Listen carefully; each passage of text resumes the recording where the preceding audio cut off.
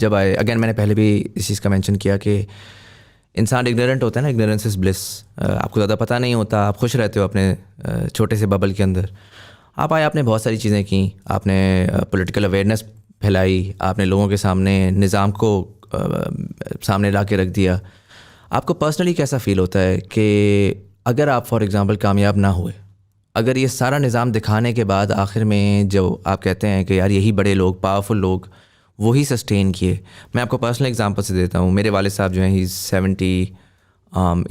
6 days younger than Pakistan, right, so is 76. بڑا ایوڈلی وہ ایک ٹاک شو دیکھا کرتے ہوتے تھے, بہت ایوڈلی. ان کا ایک بڑی ہوپ تھی اس ملک کے ساتھ, اس ملک کے فیوچر کے بارے میں. اپریل میں جب یہ آپ کا ہوا ہے, ہی اسٹاپ واچنگ پالیٹکس, ہی از ریگریسڈ, ڈیمینشیا ان کا ہے, وہ سننا بھی نہیں چاہتے. میں نے دیکھا ہے کہ ان کی ہوپ گئی ہے تو اس کے ساتھ ان کی کس حد تک وہ ریگریس کی ہیں.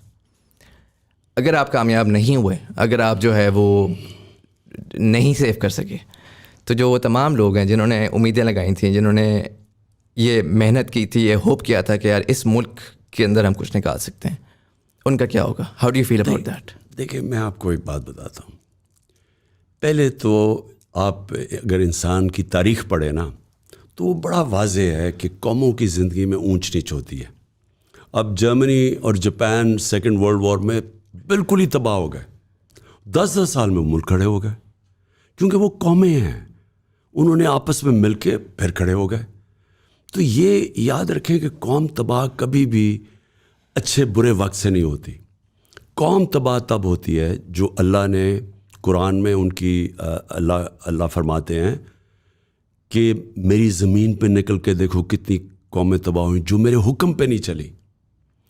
تو جو اللہ کا سب سے بڑا حکم کیا ہے؟ 2 اس کے حکم ہیں قوموں کے لیے. ایک قوم میں عدل اور انصاف پیدا کرو. حضرت علی کا قول ہے کفر کا نظام چل جائے گا لیکن ناانصافی کا نظام نہیں چل سکتا. جب آپ قوم کے اندر انصاف نہیں پیدا کرتے تو جو ظلم کا نظام ہوتا ہے وہ نہیں چلتا. یہ اللہ نے قرآن میں, اور مثالیں ہیں کئی. فرعون کی کیا تھی؟ فرعون کی جو ساری کہانی ہے حضرت موسیٰ اور فرعون کی, ظلم تھا اس کا, اس کے خلاف حضرت موسیٰ کو بھیجا.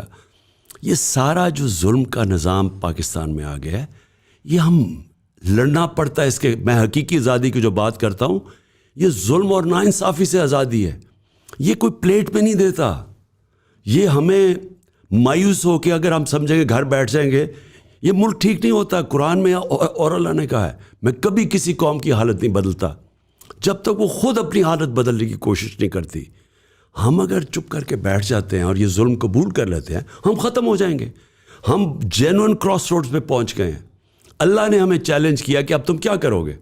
کیا تم چپ کر کے ہار مان جاؤ گے, یا تم اپنی حقوق اور انصاف کی جنگ لڑو گے, حقیقی آزادی کی؟ میری جو ساری زندگی کی ٹریننگ ہے, میں آپ کو آخر میں بتاؤں. اچھا, اس کے دوسرا جو چیز ہے وہ امر بالمعروف. اللہ کا حکم ہے کہ اچھائی کے ساتھ کھڑے ہو. اللہ نے کبھی آپ کو یہ اجازت نہیں دی نیوٹرل رہنے کی. جب حق اور باطل کا ہوتا ہے آپ کو کھڑا, اللہ کا حکم ہے حق کے ساتھ کھڑے ہو, ظلم کے خلاف کھڑے ہو, آپ بدی کے خلاف جنگ لڑیں, جہاد لڑیں. تو معاشرے نے انصاف کے لیے, اس کے لیے آپ کو جدوجہد کرنی پڑتی ہے. اور دوسری چیز کہ دیکھیں, میری ٹریننگ ساری ہے کہ جب میں میچ کھیلنے جاتا تھا